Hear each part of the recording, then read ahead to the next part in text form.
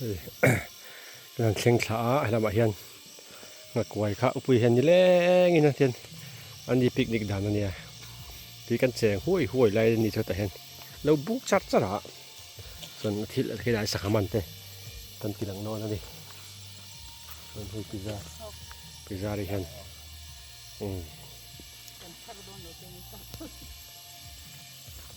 ได้เห็น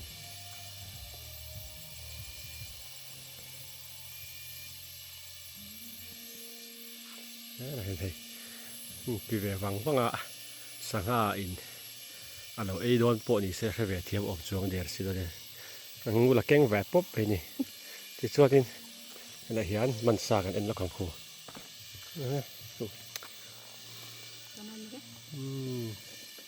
ยิงเมีย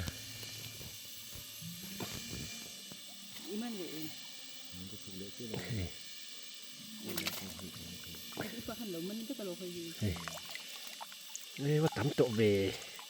ประคัดปนิปทุมปลีปะงาเวลไลอันนี้ฮี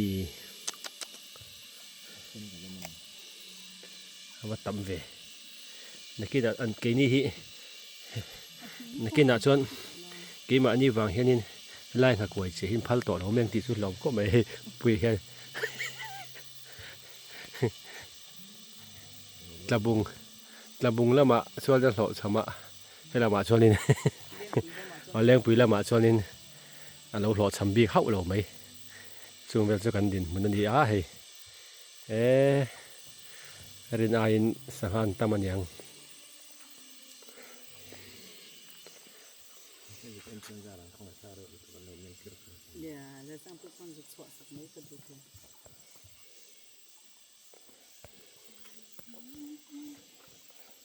จากไอ้มันต่อเลย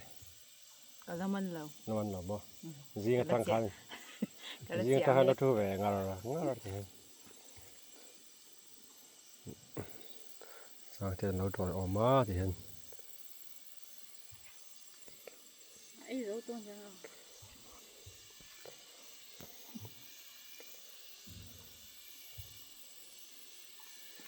ซึ่งเวลสู้ไว้หน้ากันสัง